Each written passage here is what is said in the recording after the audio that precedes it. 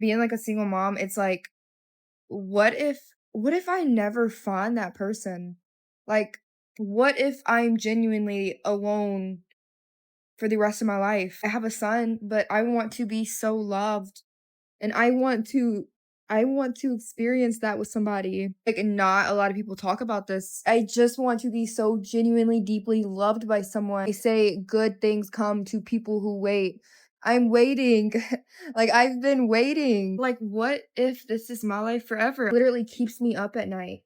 What if I will always be alone forever? Honestly, freaking gut-wrenching.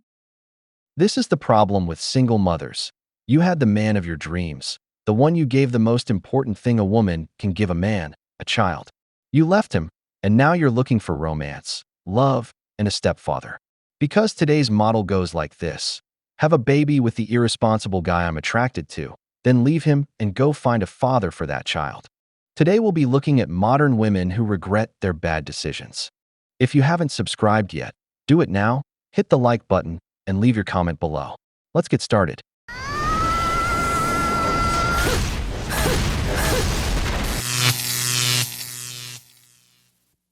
Is anyone else who's single going through something where they're like, what the fuck is happening with dating? Like, why is it so horrible? These men out here are making me be like, no, I'll just give up. I'm okay by myself, because the horrors out there are insane. And I don't think it's just me, because I've talked to my friends, they feel the same way. And then I just keep hearing horror story after horror story that makes me genuinely scared. So I need to know if this is a universal problem or if I just got to be looking in different places. Ever since I was about 12, 13 years old, I have been rewarded for my appearance by men. And because I've been rewarded for my appearance and the fact that I have pretty privilege by men, has meant that I feel as though I have been conditioned and oriented towards the male gaze, perhaps especially because I'm attractive and especially because I'm Eurocentrically appealing, because I've been rewarded for my appearance in society. That's, I think, where I've often had issues with basing my value in my appearance, in basing my value in male attention, in basing my value in the male gaze in previous years of my life, because I literally have been rewarded, treated better, or at least had attention paid to me, been complimented, got kind of maybe the guys that I really fancied.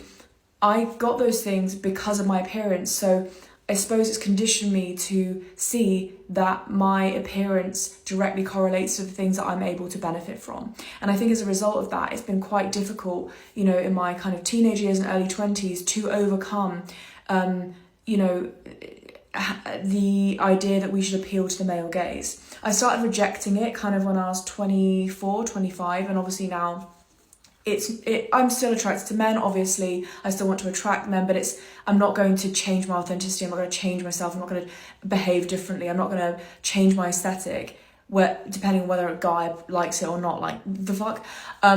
But it's so interesting kind of having this experience, is that I feel like it's taken me a lot longer because I've always been rewarded for those things. And obviously, naturally, humans want the reward, they want the dopamine hit, they like the validation, it's kind of normal. And that kind of married with the fact that I was conditioned when I was younger to seek external validation over sort of intrinsic validation, I feel like it was like a lethal combination. And this is why it's taken me so long to kind of like overcome it and heal it. Like, because I've been specifically rewarded for that, it's almost been really, honestly, quite hard to overcome it, because of course naturally you want to be rewarded for those things.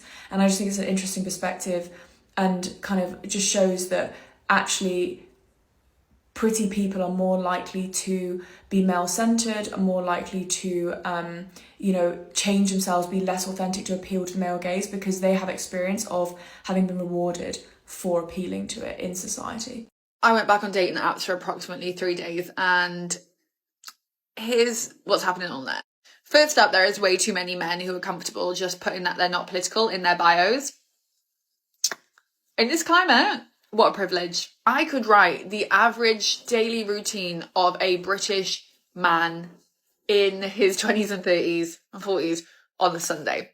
It goes a little walk, a coffee, walking the dog, a roast dinner, and then watching something on the sofa. Are we all 80 years old? When did roast dinners become sexy? Like, I don't understand when roast dinners became something like everyone's just popping off on their like Hinge profile about. Because like for me, roast dinners, I'm thinking of there's issues in the digestive system with the roast dinner is all I'm saying. Very much noticed that there is a lot of men on these apps saying that they are after a woman with emotional intelligence. There's something about a man stating that when we know most men have the emotional intelligence of a gnat. That's giving Joe Rogan podcast to me. Can't explain it. That's how I feel. Oh, and there is also an epidemic of men doing high rocks. So that's that. If that 3 days was meant to give me a little taster of what the dating pool is like out there, I'm not hungry. In fact, I'm full. See the irony? In their 20s, beauty is an asset, and they use it without guilt. Nobody complains when hypergamy works in their favor, when men compete for them and they get to choose. But once the clock starts ticking and the attention begins to dry up, suddenly men are the problem. I don't need their attention anymore, they say. Of course you don't. You don't have it anymore. That's not a philosophical decision. That's the wall coming to collect. Dating isn't universally broken. Men changed. They learned to be alone, to enjoy it, to stop begging for companionship. They're selfish with their time and energy, and it's working out just fine for them. The last woman went back on the dating apps for 3 days, didn't like what she found, and is already talking about quitting again. With that constant critical attitude, retirement will probably be permanent. The wall doesn't forgive. Powerful women never settle, and especially for mediocre men. And this is why marriage is pushed onto younger girls and younger women, because they haven't fully developed into their womanhood, and also they haven't developed a sense of identity. I was in my Eat, Pray, Love era 3 years ago, and I went to Italy, then I went to India, and I stayed there for 6 months at my granddad's house. And my auntie lives there too. And I was 28 at that time, and my auntie said to me, Krupali, you need to get married because you are becoming too powerful, you're becoming too independent, and you won't be able to find a man. I looked at her and laughed. Women are the biggest enforcers of patriarchy. And at this point, men don't even need to be doing anything because their soldiers are out there in the field recruiting girls and women to join the patriarchy. And this auntie, first of all, loads of autoimmune conditions. And you know why that is, because she wasn't a bitch. She was a nice girl all her life and still is. Secondly, she wanted to work. And this is how the patriarchy robs you. She wanted to work when she got married. And bear in mind, this was an arranged marriage. But her in-laws did not let her. Okay? Her in-laws refrained her from working because in their family, they've got a tradition where women stay at home and only the men work.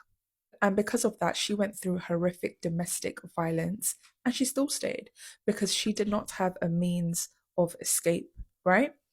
And I've seen this pattern play out with many women in my family, and I refuse to follow in their footsteps. And this whole stay-at-home wife life is very dangerous. As glamorous as it is, it's very dangerous to depend on one person when you cannot even support yourself financially.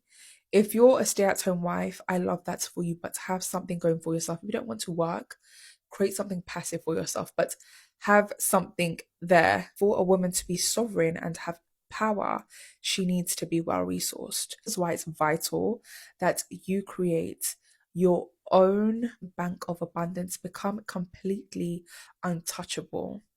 Okay? And if you hear people say to you, it's not all about the money, it is, babe. It really is. So make sure you're eating at the top of the pyramid, that is. Hookup culture is not the problem. The problem is men.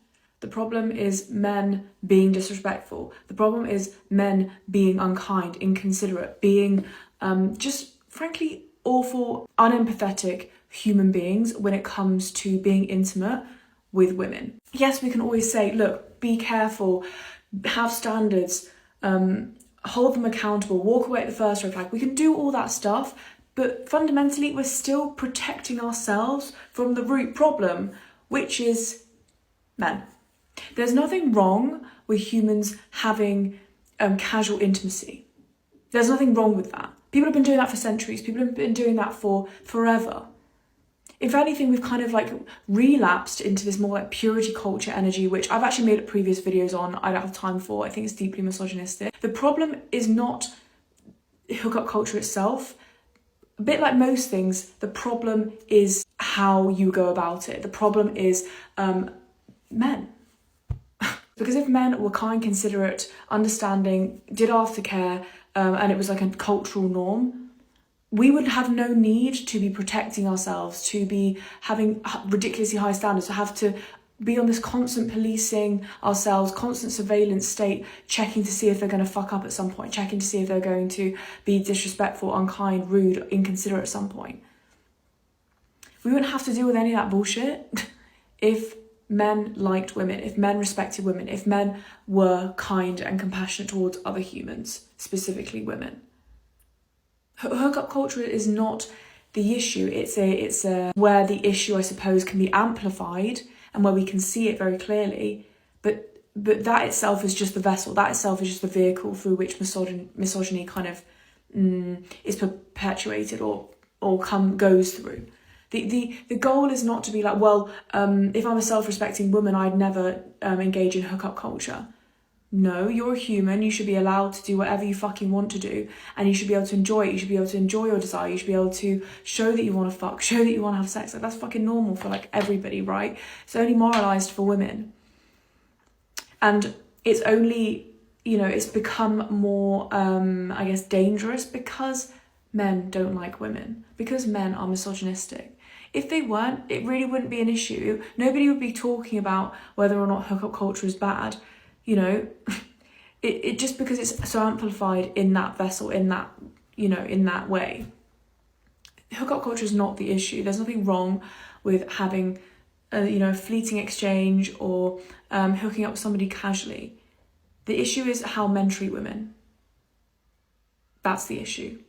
And which is why so many people don't do it, which is why so many people avoid hookup culture, which is why so many people, kind of see it as bad. Not because it is inherently, but because of the way that women are objectively treated a lot of the time when it comes to those sorts of situations. The issue, as usual, comes back to men, patriarchy, and their disrespect. Women are the ones that create misogynistic men. I feel like a lot of women forget that their sons turn into somebody's husband and somebody's father. I've seen how a mother can mold her son into this misogynistic man without even knowing what she's doing. It's not that you can't love your son with all, I love my son to death. But one thing he's not gonna do is disrespect a woman. That's one thing he's not gonna do. And it starts in the house, obviously. He's gonna see how I treat his father and how his father treats me. Not that my husband ever disrespects me, but let's say he did or some argument occurred. He's gonna look and see how I handle that as well, not only just his father. There are mothers that literally cater to their sons' every need. The point when he gets married, he expects his wife to do exactly as his mother does. How she cooks, to how she cleans, to how she folds his laundry. We're forgetting the original cause here. Even if you say, oh, well, he saw how his dad treated her. Father was also raised by a mother, and the cycle continues. Your aunt was right back then, and she's still right now. Probably single and over 28 herself. She warned you about the wall. You ignored her and walked straight into it. Men build and maintain the world. Everything you see has a man behind it. If 1 million women leave the workforce, the economy barely blinks. If men do it, the world comes to a stop. And look at how this feminist is raising the very problem she'll complain about later. She's conditioning that boy to be submissive, nice, the classic mama's good boy. Then that same guy goes out into the dating world, gets humiliated, ignored, and shoved straight into the friend zone. Women have no mercy for the nice guy they created themselves. And the broken man that comes afterward is the misogynist they criticize. She says it all starts at home. She's right, just not in the way she thinks. Women. Riddle me this. How do none of my friends know about the name method whenever it comes to dating? So, the name method is Like, okay, so when you're talking to a guy and they do something that you don't like, you take a letter away from their name and they can stay in your life until their name is completely gone, but they can earn their name back, if that makes sense. So, like, say for instance, a guy goes out one night and he's not talking to me, like, he is totally off his phone. He's posting up with other girls on his Snapchat story, but he's not answering me. He's losing a letter to his name, okay? This is just like whenever you're in the talking stage, not dating, because like if my man ever did that, hell no. Like this is how you pick out your guy. So he can earn letters to his name back, but like if he did that and if he was posting up with other girls, he's losing, like for me, he's losing 3 letters to his name. So you can make the punishment whatever you feel. Like, if he is breaking your heart and if he's being real mean, baby, you can take all the letters you want away. And he can stay in your life until he loses his name. And that's how you get yourself to stop liking a guy. You use the name method. Oh, hell no! It actually makes me so sick that some people think it's okay to be so low body fat as like a lifestyle choice. And the fact that we're promoting this for young girls to fucking see and to strive to reach is so disgusting to me. So please, for the love of fucking God, grow up. We aren't simply fighting one gender pay gap. We are fighting two. We have a problem. Male nurses earn 18% more than female nurses. Same role, same ward, same patients. And the gap is growing. In nursing alone, it doubled from 2018 to 2022. Same job, different paycheck, just because of gender. And that's just nursing, a field that is 87% women. So how on God's green earth do men still earn more in it? It gets deeper. Because it's not just that women get paid less for the same work, it's that the moment women dominate a field, the industry loses its value. Nursing, teaching, social work. Before women, it was well paid, respected, and male. Second women moved in, the money left with the men. A study of the U.S. Census data from 1950 to 2000 confirmed it. The more women entered a field, the lower the wages dropped, even after controlling for education, experience, and skill level. Did you know programming was a lady's job back in the day? Yeah, programming. 1969, women doing the same job earned $7,800. Men?